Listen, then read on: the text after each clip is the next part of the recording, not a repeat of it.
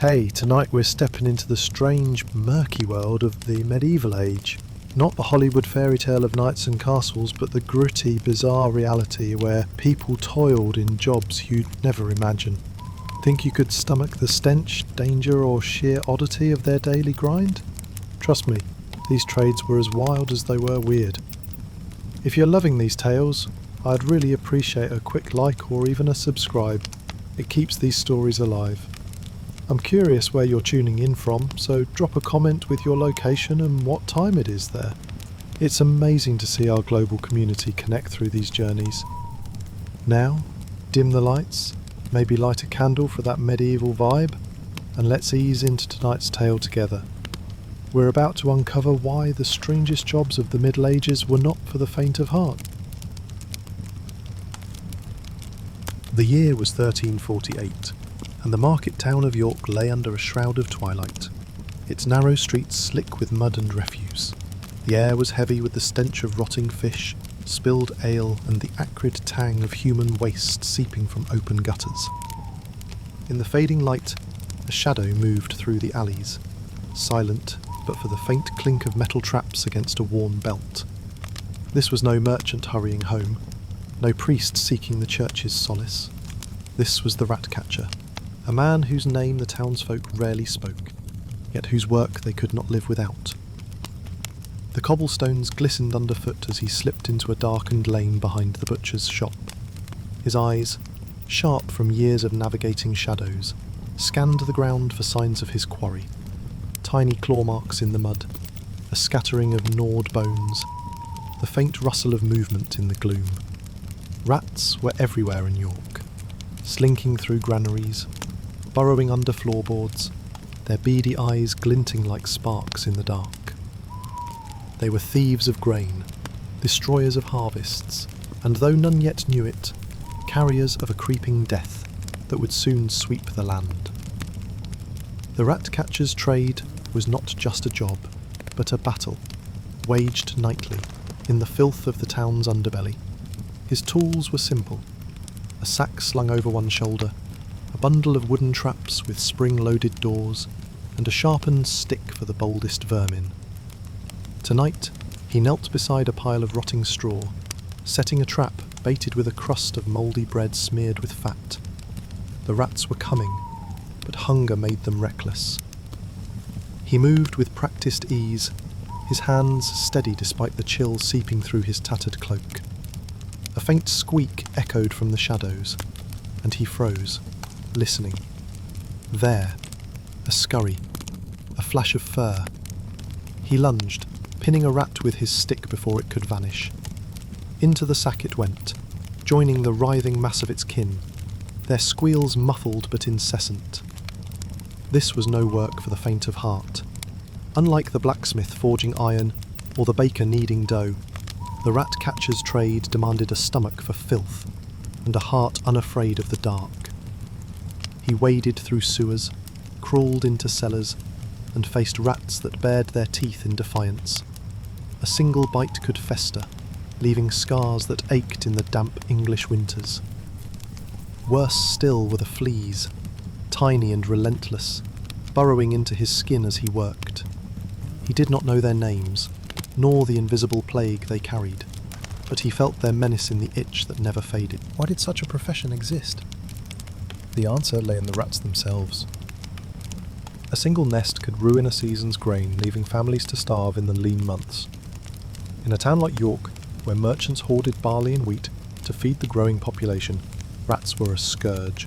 They gnawed through sacks, fouled wells, and left trails of destruction that no farmer could ignore. The rat-catcher was their nemesis, hired by guilds, tavern keepers, and desperate householders to stem the tide. His work was thankless, but it kept the town alive, one trap at a time. The trade was as common as the rats themselves.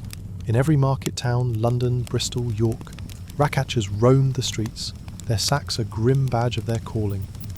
Their numbers swelled in times of crisis, when famine or flood drove the vermin into the open.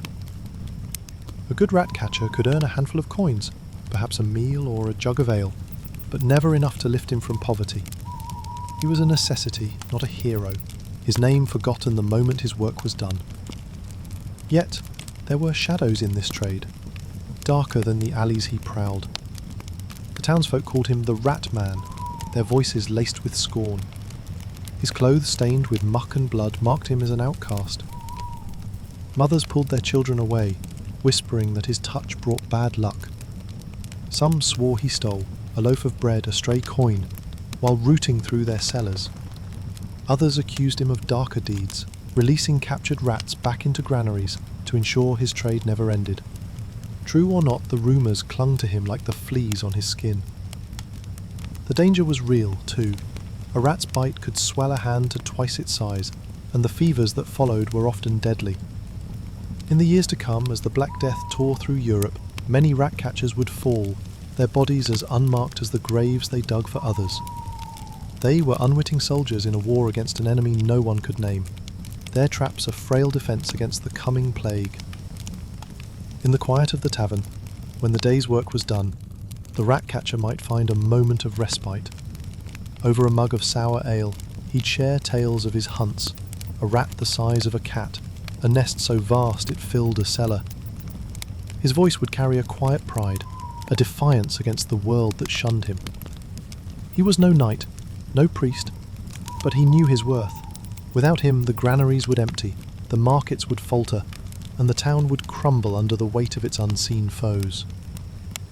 As dawn broke over York, the rat catcher made his way to the town's edge, his sack heavy with its squirming load. A pit awaited, its embers glowing faintly in the morning mist. He tipped the sack, and the rats fell into the flames, their squeals drowned by the crackle of fire. The stench of burning fur rose, a grim offering to a town that would never thank him. He turned away, his shadow long against the rising sun, knowing the alleys would call him back tonight. The rat catcher's work was a solitary dance with death, a quiet act of defiance against chaos. In the years to come, as the plague's shadow fell, his traps would stand as a fleeting barrier, uncelebrated but vital. His was the first thread in a tapestry of strange trades, each woven from the fears and hopes of a world on the brink. A single goblet sat untouched on the polished oak table, its silver rim catching the flicker of 100 candles. The hall was a blaze of opulence, tapestries woven with gold thread, platters piled high with roasted pheasant and sugared figs, the air thick with the scent of cloves and wine. Yet, in the heart of this Florentine palace, in the year 1450, the goblet held the room's attention, its stillness a silent threat. No one moved, no one spoke. All eyes were fixed on the man who would taste its contents first. The rat catcher had left his mark in the shadows of York, guarding the town from an unseen plague.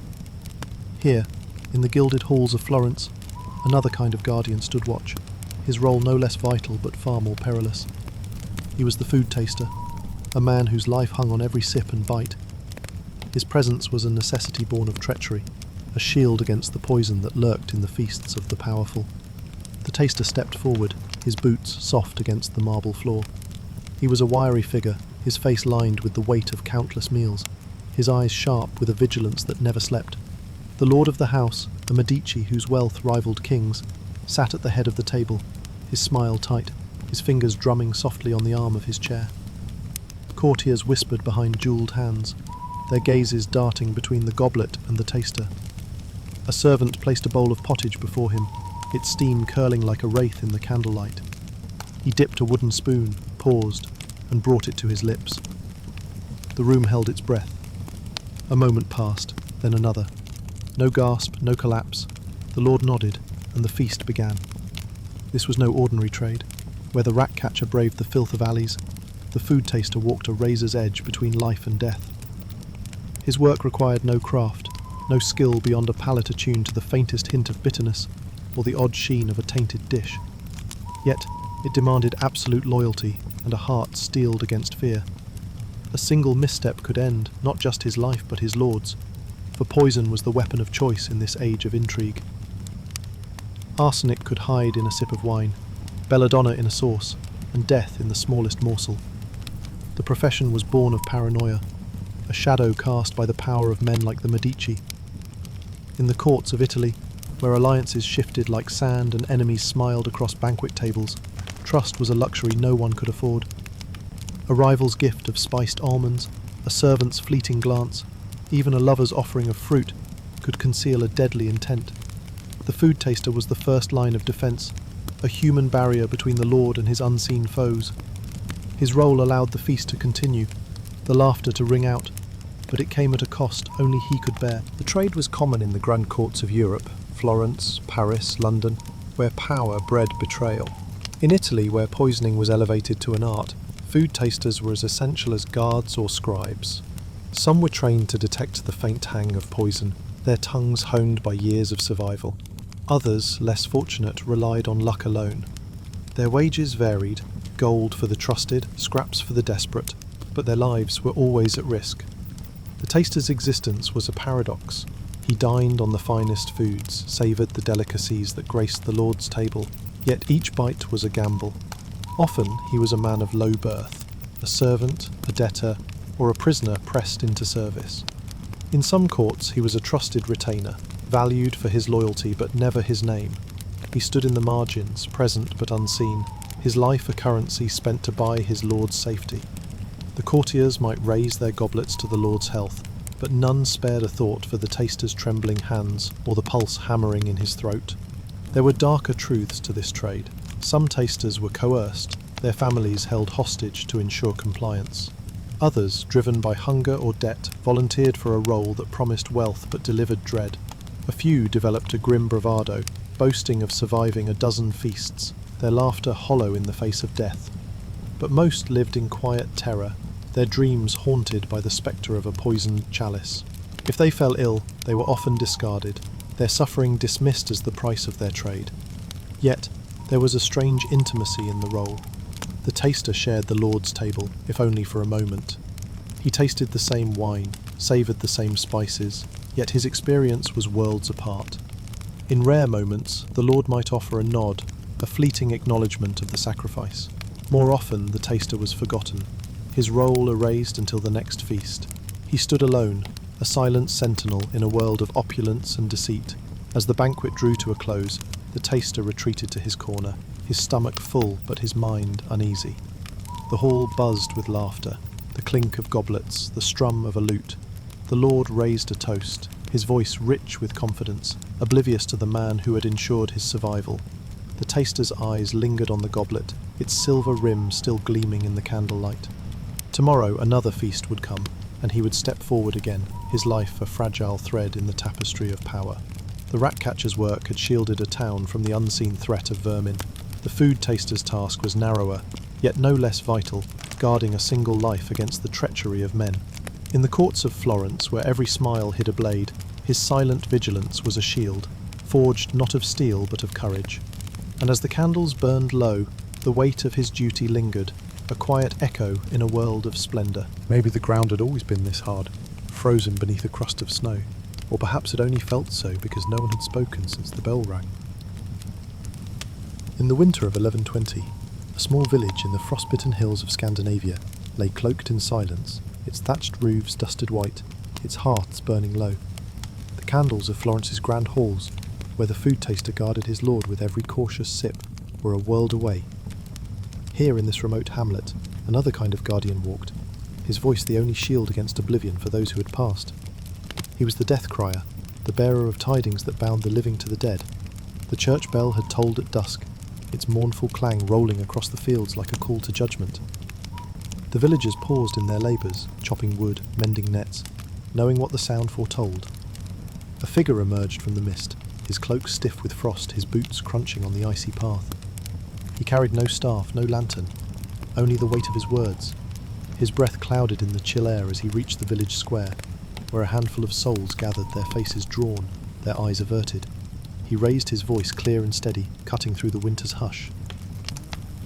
Hear ye, he began, the ancient words a ritual as old as the hills. He named the departed, a farmer taken by fever, his breath stilled in the night. He spoke of the man's life, his toils in the fields, his laughter by the fire, and called for prayers to ease his soul's journey through purgatory. This was no ordinary labour.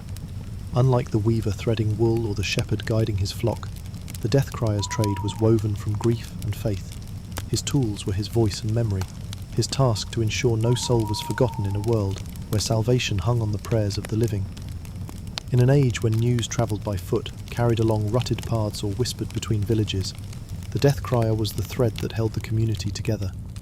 His words turned private loss into shared sorrow, a reminder that death touched all.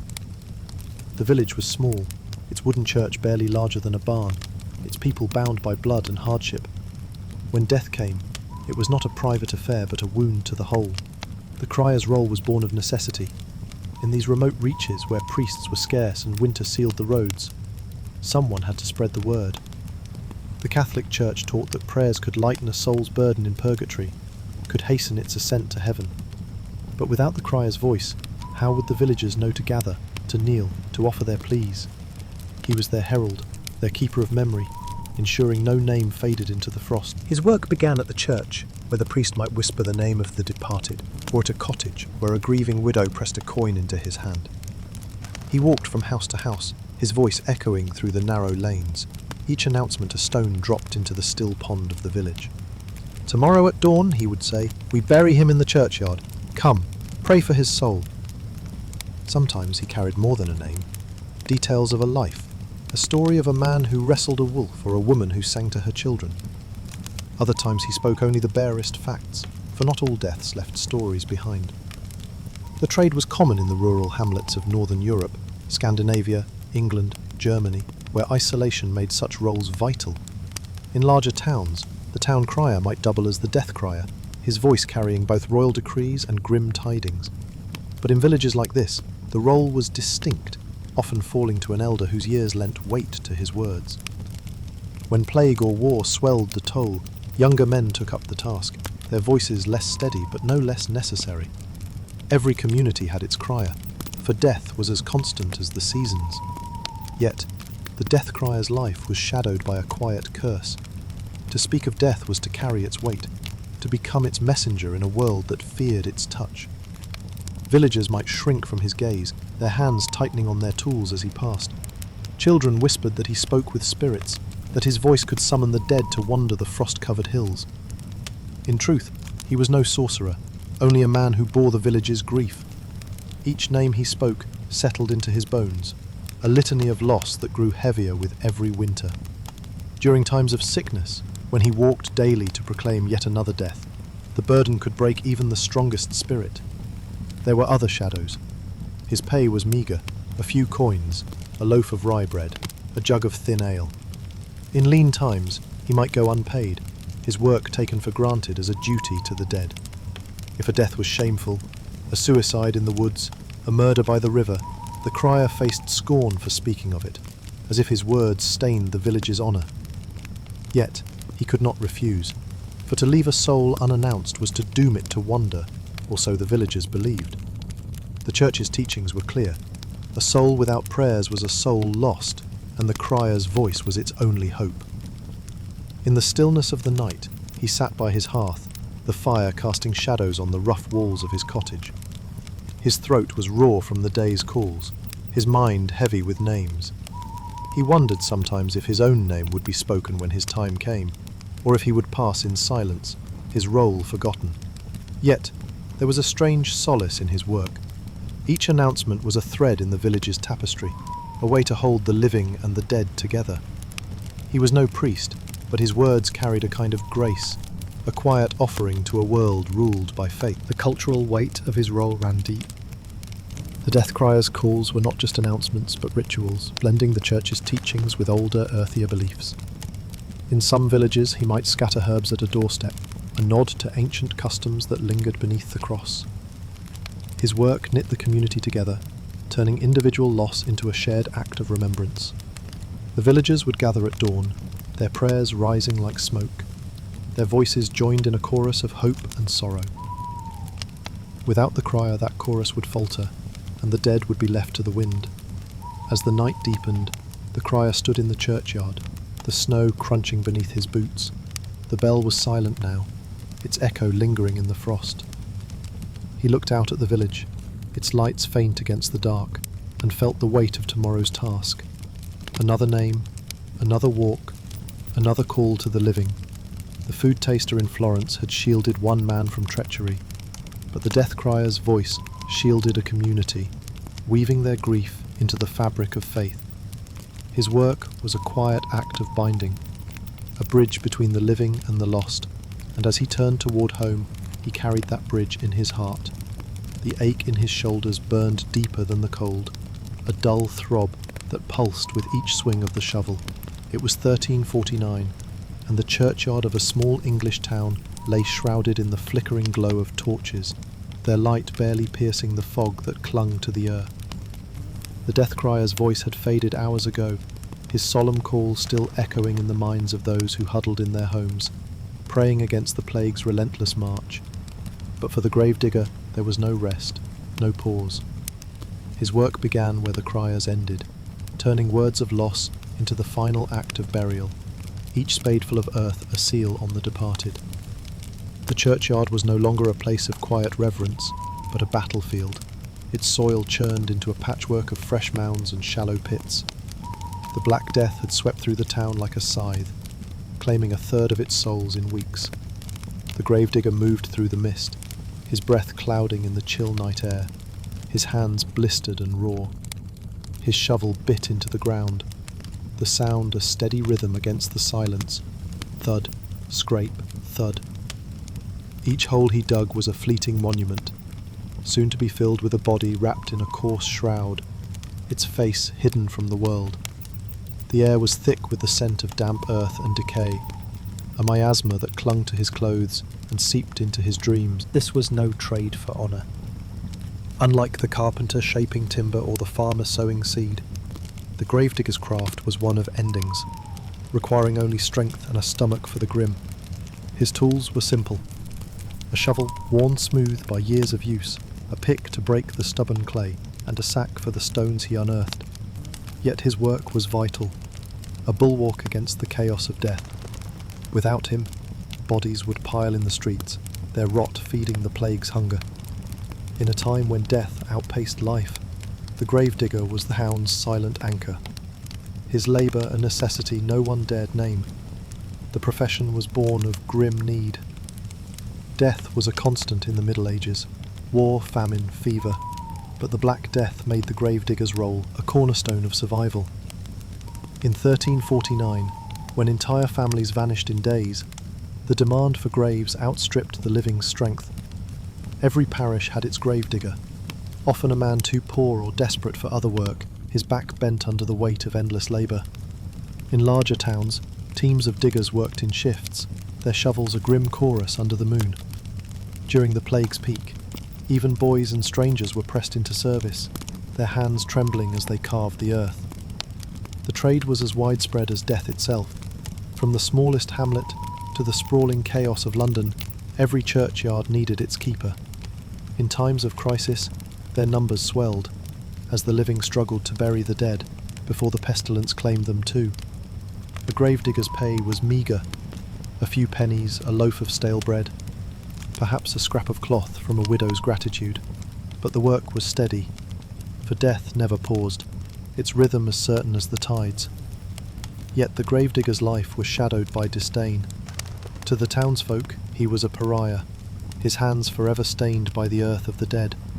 They whispered of his filth, his clothes reeking of rot, his presence a reminder of mortality they wished to forget. Children ran from him, their mothers warning that his touch brought sickness. Some swore he stole from the dead, rings slipped from cold fingers, shrouds pilfered for coin. Though most gravediggers were too poor to risk such sins, the truth was darker. He faced the plague with every body he touched, his hands brushing against the sores that marked the fallen. Each grave he dug was a gamble, for the pestilence spared no one, not even those who buried its victims. There was a deeper burden, one that settled in his bones. Day after day he saw the faces of the dead, mothers, children, friends, their eyes closed forever, their stories silenced. He knew none of their names, yet each left a mark, a weight that grew heavier with every pit. In the quiet of the night, as he worked alone, he might mutter a prayer, not for salvation but for strength to continue. The church taught that the dead needed prayers, but who prayed for the gravedigger? His was a solitary trade, its rhythm unbroken, yet There was a strange solemnity to his work, a kind of meditation in the thud of the shovel. Each grave was a story, even if he knew it not. A life ended, a family broken. In rare moments, he found a fleeting peace in the act of digging, the earth yielding to his will, the world reduced to the task before him. He was no priest, no scholar, but in his labour he honoured the dead in a way the living could not. His hands, calloused and scarred, were a testament to a duty no one else would claim. The cultural weight of his role was unspoken but profound. The churchyard was sacred ground, its soil consecrated by prayers and tears. The gravedigger was its keeper, a silent steward of the boundary between life and death.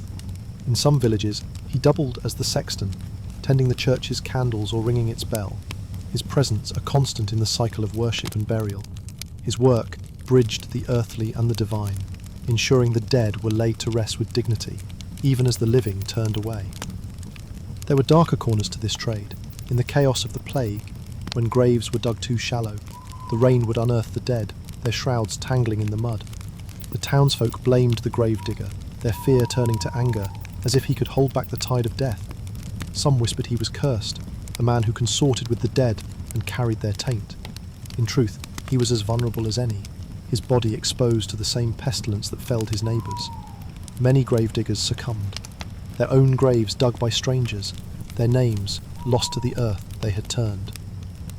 As the night wore on, the gravedigger paused, leaning on his shovel, his breath ragged in the cold. The churchyard stretched before him, a silent city of mounds and crosses, each one a life he had laid to rest. The death crier's voice had called the village to mourn, but it was the gravedigger who gave that mourning shape, his shovel carving the final chapter of each soul's story. Tomorrow he would return, his work a constant in a world unravelling. He was no hero, but in his quiet labour he held the town together, one grave at a time. The death crier had woven the community's grief with his words, but the gravedigger sealed it with his hands. As the torches flickered out, leaving only the stars to witness, his work pointed to the next, who would take up the burden of death's aftermath. A healer, perhaps, who sought to stem the tide before it reached the grave. A row of glass vials gleamed faintly in the dim light of a single candle, their contents casting amber shadows on the rough stone walls. The room, tucked in a narrow street of Paris in the year 1300, was barely larger than a monk's cell, its air heavy with the sharp, acrid scent of urine. Outside, the city hummed with the clatter of carts and the shouts of merchants, but here time seemed to pause, held captive by the strange alchemy of the uroscopist's trade. The gravedigger's shovel had sealed the fate of those claimed by death, but in this cramped chamber another figure fought to hold back that tide, armed not with medicine, but with the curious art of reading the body's humours. The uroscopist stood at his table, a man of middling years with ink-stained fingers and eyes narrowed in concentration. Before him, a merchant's wife clutched her shawl, her face pale with worry, her hands trembling as she handed over a small flask. The vial was warm, its contents swirling as he held it to the candlelight. He tilted it slowly, watching the liquid shift from straw yellow to a deeper gold, noting the flecks that danced within. His lips moved silently as if reciting a prayer, but his mind was sharp, parsing the signs as he had been taught. A cloudy hue for fever, a reddish tinge for blood imbalance, a foul odour for corruption within. This was no ordinary healing, no poultice or bleeding bowl, but a science, or so they called it, rooted in the belief that the body's secrets spilled forth in its waste. The room was a shrine to this peculiar craft. Shelves lined the walls, crowded with vials and jars, each labelled with a scrap of parchment bearing a patient's name. A chart hung above, its faded ink mapping the humours, blood, phlegm, yellow bile, black bile, that governed health according to the ancient wisdom of Galen. A small brazier warmed the air, not for comfort but to test the urine's scent, which could reveal what the eye missed. The uroscopist's tools were few, a flask for viewing, a nose for smelling and, in rare cases, a tongue for tasting, though he reserved that for the most desperate cases. His patients, from merchants to maids, came with ailments as varied as their hopes, fevers, aches, barrenness, madness, all seeking answers in the liquid they brought.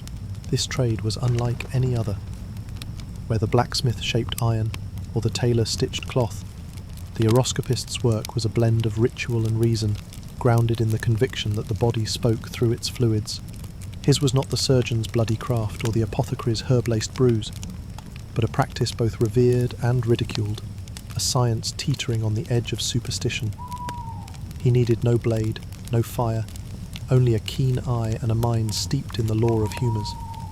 Yet his work carried a weight others could not fathom, for a wrong diagnosis could mean death, or worse, disgrace. The profession was born of the Middle Ages' fledgling understanding of the body. The theory of humours inherited from Greek physicians held that health depended on the balance of four vital fluids. Urine, they believed, was a window to this balance, its colour, clarity and smell revealing the body's state. In a time when fevers could kill in days and wounds festered without explanation, the uroscopist offered hope, however fragile. His trade thrived in cities like Paris, where learned physicians pored over Latin texts and wealthy patrons sought answers beyond the village healer's herbs. In rural hamlets, the role fell to charlatans or wise women, their methods cruder but no less trusted.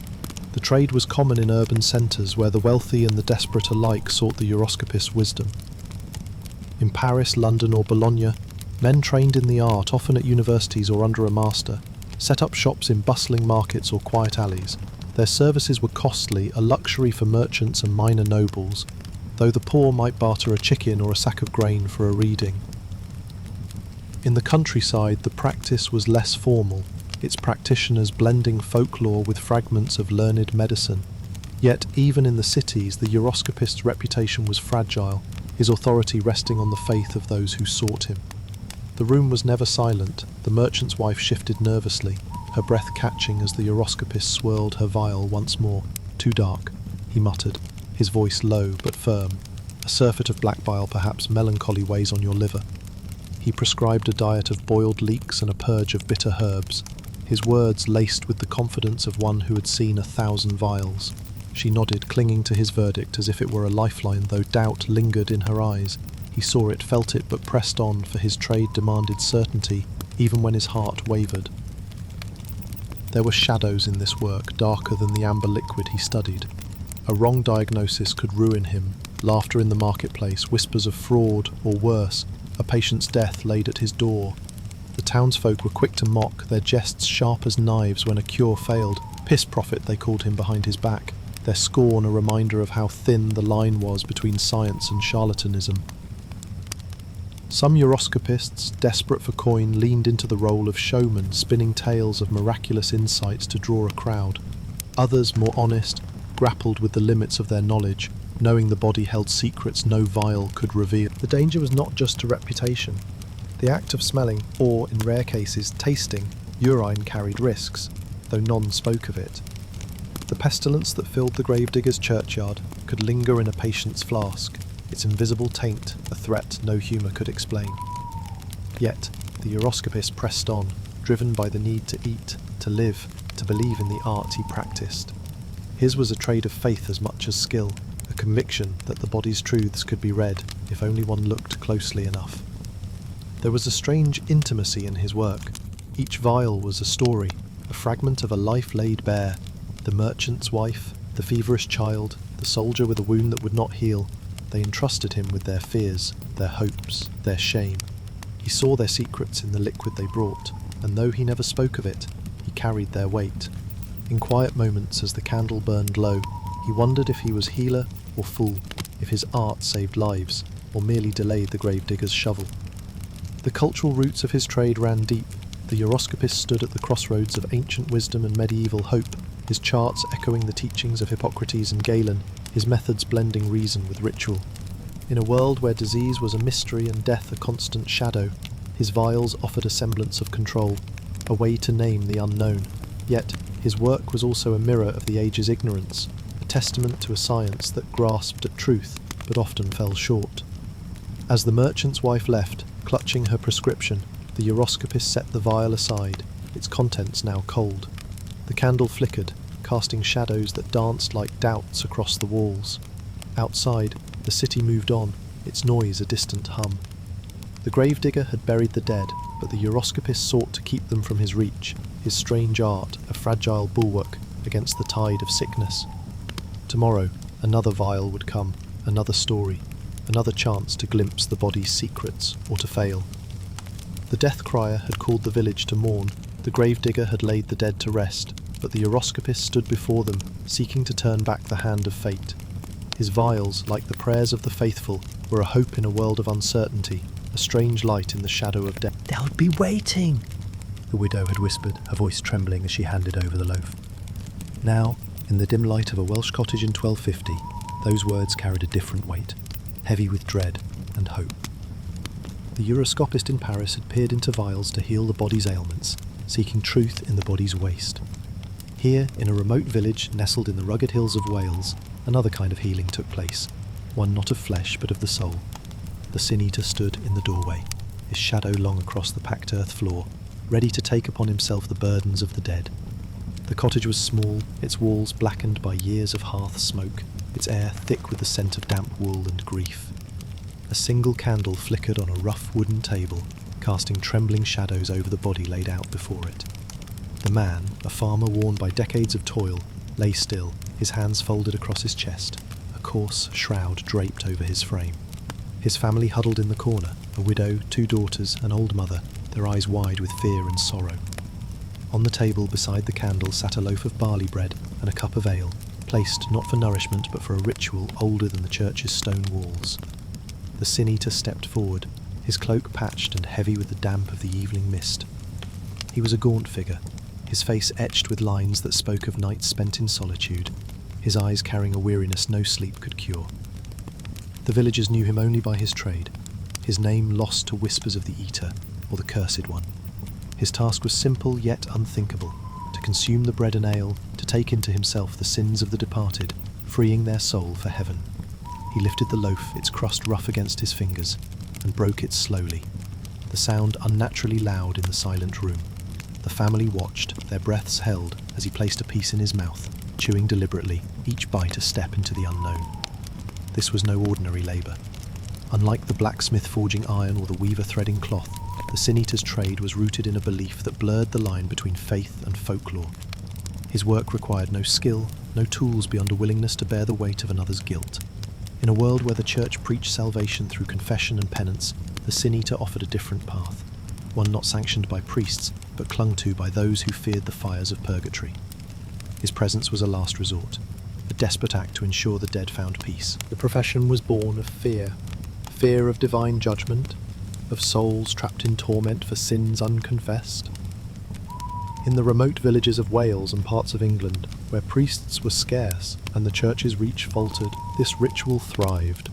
The Sin Eater was called when a death came suddenly, when no priest could absolve the departed, or when a family's guilt demanded extra assurance.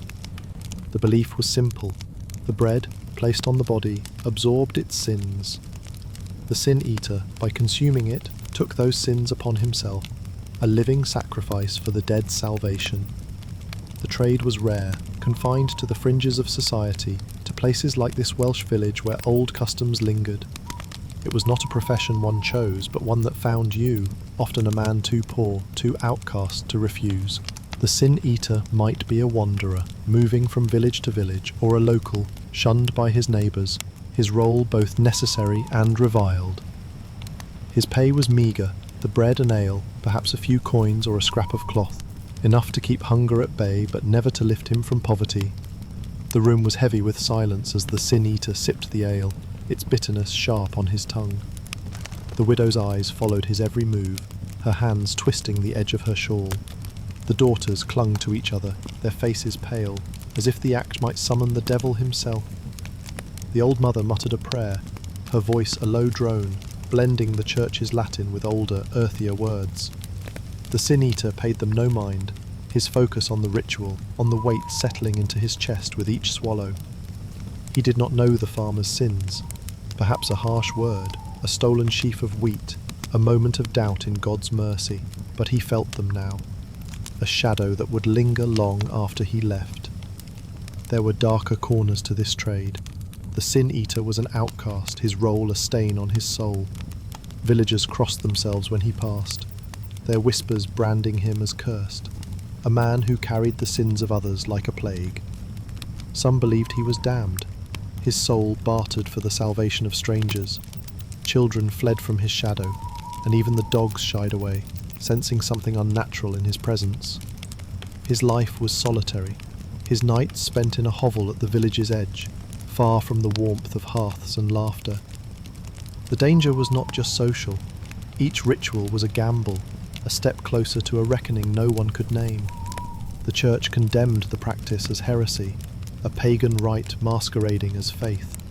A zealous priest might drive the sin-eater from the village, or worse, accuse him of witchcraft, a charge that could end in flames. Yet he persisted, driven by necessity or a quiet belief that his work mattered. In his heart, he wondered if the sins he took truly left the dead, or if they piled within him, a burden no prayer could lift. There was a strange intimacy in his role. The sin-eater stood at the edge of life and death, closer to the departed than the living who mourned them. Each loaf he ate, each cup he drank, was a connection to a soul he would never know. In rare moments, he found a kind of purpose in the act, a belief that his sacrifice eased the dead's journey, but more often, he felt the weight of their guilt, their regrets, their unspoken fears, as if they clung to him like the mist outside. The cultural roots of his trade were deep, a tangle of Christian doctrine and older pagan beliefs. The ritual of the sin-eater was a bridge between the church's teachings and the folk traditions that refused to die. In these remote hills, where the cross stood alongside ancient stones, the sin-eater was a relic of a time when the world was both more sacred and more fearful. His work spoke to the Middle Ages' obsession with sin, with the afterlife, with the need to control what lay beyond the grave. As the ritual ended, the sin-eater stepped back, his task complete. The widow pressed a coin into his hand, her fingers trembling, her eyes avoiding his. The candle flickered, its light dimming as the family began their prayers, their voices a soft murmur against the silence.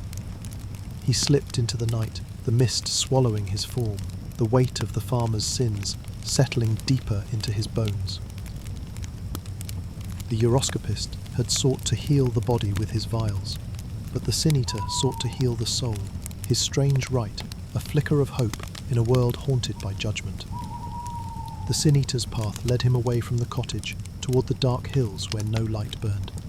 His work was done, but another waited, another soul to free, another sin to bear. The village slept, its prayers rising like smoke, but the sin-eater walked alone, carrying the burdens no one else would touch. The scent of crushed herbs clung to her fingers, sharp and bitter, a reminder of the night's work that lingered, even as dawn broke.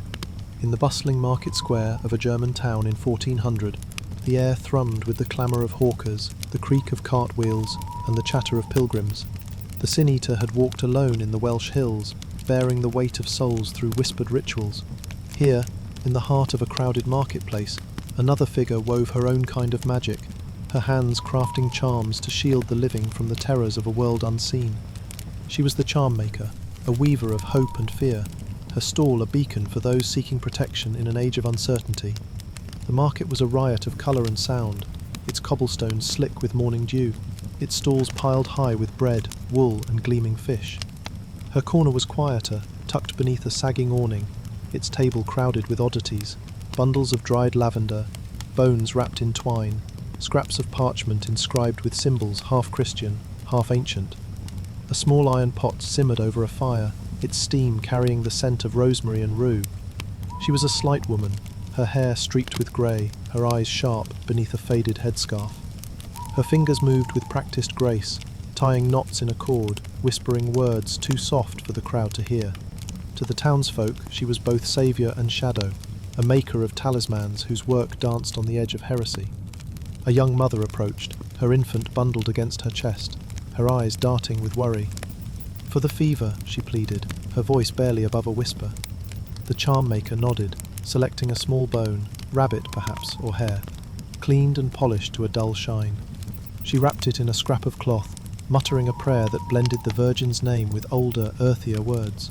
The mother clutched the charm, her fingers trembling, and slipped a copper coin into the charm maker's hand before vanishing into the crowd.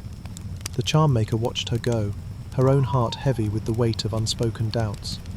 This was no ordinary craft. Unlike the potter shaping clay, or the tanner curing hides, the charm maker's trade was built on belief, not substance. Her tools were simple, herbs, bones, chords, and words, but their power lay in the faith of those who sought her. She crafted amulets to ward off disease, talismans to repel demons, charms to turn away the evil eye. Her work was a response to the fears that haunted the Middle Ages: plague, famine, the devil's whisper in the dark. In a world where death came swiftly and without warning, her charms were a fragile shield, a promise of safety in a time of peril. The profession was born of necessity, rooted in the deep well of folk belief that ran beneath the church's teachings. The people of this German town, like those across Europe, lived in a world alive with unseen forces. Spirits in the woods, curses in a neighbour's glance, demons waiting to seize the unwary. The charm maker offered protection, her creations blending Christian prayers with older pagan rites. A cross might hang beside a sprig of vervain, a Latin verse etched next to a rune. Her trade thrived in the countryside, where priests were few and superstition held sway. But even in towns, her stall drew those who trusted neither medicine nor miracles alone. The trade was common, yet perilous. In villages and market towns, charm makers were a familiar sight, their wares sold openly or in secret, depending on the local priest's zeal. Women often filled the role, their knowledge of herbs and folklore passed down through generations. Their pay was modest, coins, eggs, a length of cloth, but enough to survive, provided they avoided scrutiny. In cities, where learned physicians scoffed, the charm maker's art was less respected, yet no less sought. The desperate, the fearful, the devout, they all came, their hands outstretched for something to hold against the dark. The market buzzed around her, but the charm maker's world was quieter. Her focus on the next knot, the next whisper. A pilgrim approached, his cloak dusty from weeks on the road, seeking a charm for safe travels. She chose a stone, smooth and river-worn, and bound it with twine, her lips moving in a chant that mingled psalms with words no priest would approve. The pilgrim nodded, his face easing, and left with the charm tucked against his heart. She wondered, as she often did, if her work held any power, or if hope alone sustained her customers. The thought lingered, a shadow at the edge of her mind. There were darker truths to her trade. The church condemned her work as heresy, a devil's bargain cloaked in piety. A single accusation could bring the inquisitor's eye, and with it, the threat of fire. She worked in the open, yet with care, her Christian symbols prominent to deflect suspicion. Some charm makers were less cautious, their boldness earning them a pyre. Others, driven by greed, peddled false promises, their charms nothing more than trinkets sold to the gullible. The honest ones, like her, walked a narrow path, balancing faith and fear, their lives a constant negotiation with the world's distrust. The danger was not just external. Each charm she made carried a weight, a question she could not answer. Did it truly protect, or was it merely a comfort? The young mother's feverish child, the pilgrim's uncertain road, her charms were their hope, but also her burden. She saw their faces in her dreams, their pleas echoing in the quiet hours. The sin-eater had carried the guilt of the dead, but the charm maker carried the hopes of the living, a load no less heavy. Her hands, stained with herbs and thyme, were a testament to a life spent weaving belief into form. The cultural roots of her trade were a tangled web. The charms she crafted were a bridge between the church's rigid doctrine and the older, earthier beliefs that refused to fade. In this German town, where crosses stood beside ancient oaks, her work was a compromise, a blending of the sacred and the forbidden. The church preached salvation through prayer, but the people sought protection in the tangible, amulets to hold, words to whisper, charms to keep the devil at bay. Her trade spoke to the Middle Ages' deep fear of the unknown, its hunger for control in a world of chaos. As the market began to quiet, the charm maker tidied her stall, her fingers brushing the last of the lavender into a pouch. The fire in her pot had died to embers, its smoke curling into the evening air. The crowd thinned, their voices fading, but she felt the weight of their hopes, their fears, their whispered prayers. The sin-eater had offered salvation through his strange rite, the charm maker offered something else, a talisman against the terrors of the world, a fragile shield woven from faith and fear. The day's work done, she wrapped her shawl tighter, her eyes scanning the horizon. The market would wake again tomorrow, and with it, new fears, new hopes, new charms to weave. Her trade was a flicker of light in a world of shadows, a promise that something could stand between the living and the abyss. Time moved, though no one noticed it at first, as the dust of the road settled in the creases of worn boots. It was the year 1200, and the hills of central Italy shimmered under a relentless sun, their olive groves stretching toward a horizon marked by the faint spires of a distant monastery. The charm maker in her German market had woven talismans from herbs and whispers, offering protection through folk belief. Here, on a winding pilgrim's path, another figure pursued a different kind of salvation, trading in fragments of the divine. He was the relic hunter, a man whose life was bound to the sacred and the suspect, his wares promising miracles in an age consumed by faith. The road was alive with the shuffle of feet, pilgrims in tattered robes, merchants with laden mules, knights returning from the Holy Land. The relic hunter moved among them, his cloak stained with the dust of 100 journey, a leather satchel slung across his shoulder. He was a wiry man, his face weathered by sun and wind, his eyes sharp with the cunning of one who had seen both the glory and the treachery of the world. In his satchel lay his treasures, a splinter of wood said to be from the true cross, a vial of earth from Golgotha, a knucklebone claimed to belong to St. Peter. Each was wrapped in cloth, tied with cord, and carried with a reverence that masked the questions he dared not ask. He paused at a crossroads, where a stone shrine to the Virgin stood weathered by centuries of prayer. A group of monks from a nearby abbey approached, their sandals slapping the earth, their faces cautious but curious. The relic hunter knelt, crossing himself, before opening his satchel. "Brothers," he said, his voice smooth as oil, "I bring gifts from the Holy Land, touched by God's grace." He unwrapped the splinter of wood, holding it aloft, its dark grain catching the sunlight. The monks leaned closer, their murmurs a mix of awe and doubt. One, older than the rest, traced a finger along the wood, his eyes narrowing. "What proof?" he asked. The relic hunter smiled, spinning a tale of a Jerusalem merchant, a dying crusader, a vision of light. The monks listened, their skepticism warring with their hunger for the divine.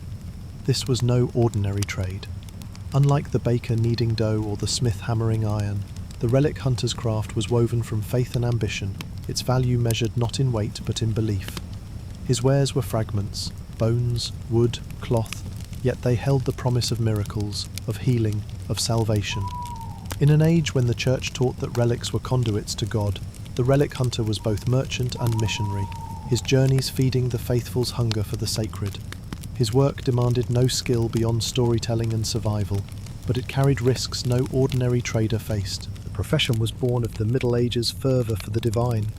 Relics, bones of saints, fragments of the cross, drops of holy blood, were treasures beyond gold, drawing pilgrims to shrines and wealth to churches.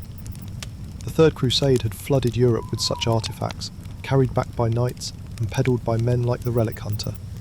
The faithful believed relics could heal the sick, protect the living, and intercede with God. Monasteries and cathedrals vied to possess them, their prestige tied to the relics they housed. The relic hunter filled this need, scouring distant lands or shadowy markets for fragments to sell, his trade thriving in the chaos of war and pilgrimage. The trade was common in the great religious centres, Rome, Jerusalem, Compostela, where pilgrims and prelates created a ceaseless demand. In Italy, where the church's power was both spiritual and temporal, relic hunters were a familiar sight, their satchels bulging with dubious treasures. Some were devout, driven by a belief in their mission, others were opportunists, peddling fakes to the gullible. Their pay could be lavish, a purse of silver from a wealthy abbot, a grant of land from a bishop, but it came at a cost. A single false relic could spark scandal, a single accusation of fraud could end in exile or worse. The monastery's walls loomed ahead, their stones cool in the evening shade. The relic hunter sat in the abbot's chamber, a fire crackling in the hearth, the splinter of wood laid out on a velvet cloth. The abbot, a man with eyes like flint, weighed the relic's worth, his questions sharp but tempered by desire. "A relic such as this will draw pilgrims," he mused. "But its truth must be certain." The hunter nodded, his tale growing richer. a hermit's blessing, a vision of angels, a trail of miracles across the sea. The abbot's face softened, his hand reaching for a purse. The deal was struck, the relic exchanged, but as the hunter left, he felt the abbot's gaze linger, a silent warning against deceit. There were shadows in this trade, darker than the roads he travelled. The church, for all its hunger for relics, was quick to condemn fraud. A relic hunter caught peddling a pig's bone as a saint could face excommunication, imprisonment, or the pyre. Some forged their wares, staining wood with blood or aging bones in vinegar, their skill in deception rivaling their tales. Others, like the hunter, walked a finer line, their relics' origins blurred by time and necessity. The danger was not just spiritual. Bandits haunted the roads, drawn by rumours of gold, and shipwrecks claimed those who sailed to distant shores. The relic hunter's life was one of constant peril, his faith, or his cunning, his only shield. There was a deeper burden, one he carried in the quiet hours. Each relic he sold was a promise, a hope for healing or salvation. The pilgrims who knelt before his splinter of wood, their faces wet with tears, believed it held God's power. He saw their desperation, their faith, and wondered if he was their saviour or their betrayer. The charm maker had woven talismans from herbs, her work a comfort to the fearful. The relic hunter offered something grander, a fragment of eternity, but the weight of that promise pressed on him, a doubt that grew with every sale. The cultural roots of his trade were deep, a reflection of the Middle Ages' obsession with the divine. Relics were the currency of faith, their presence turning humble churches into shrines, their stories fueling the crusade zeal. In 1200, as Christendom rallied for another holy war, relics were both spiritual and political, symbols of God's favour and a bishop's power. The relic hunter stood at the heart of this fervour, his trade a bridge between the earthly and the eternal, his tales a spark for the faithful's devotion. As night fell, the relic hunter sat by a fire at the roadside, his satchel lighter, but his heart no less heavy. The stars burned cold above, their light a faint echo of the miracles he sold. The monastery's bells tolled in the distance, a call to prayer for the pilgrims who would come. The charm maker had offered protection through her talismans, but the relic hunter offered something more, a piece of heaven itself, flawed and fragile as the men who sought it. The road stretched on, leading to another shrine, another sale, another story. The relic hunter shouldered his satchel, his eyes fixed on the horizon, where faith and fraud walked hand in hand. A single oak stood sentinel at the edge of the village, its gnarled branches heavy with charms that swayed in the evening breeze. Faded ribbons, bones tied with twine, a cross carved from stone. The year was lost to time. The village unnamed, its thatched roofs and rutted paths blending into the countless hamlets of the Middle Ages. The relic hunter had walked the roads of Italy, his satchel brimming with fragments of faith, offering glimpses of the divine. Here, in this quiet corner of the world, a lone traveller paused beneath the oak, his eyes tracing the relics of a different kind. The faint scars of professions long forgotten, their echoes woven into the earth itself. The village was small, its houses huddled against a hill, its church a modest structure of wood and stone. The traveller's boots crunched on the frost-dusted path as he wandered, his breath clouding in the chill air. He was no pilgrim, no merchant, but a man drawn by stories, by the whispers of lives that had shaped this place. The sun hung low, casting long shadows that seemed to carry the weight of centuries.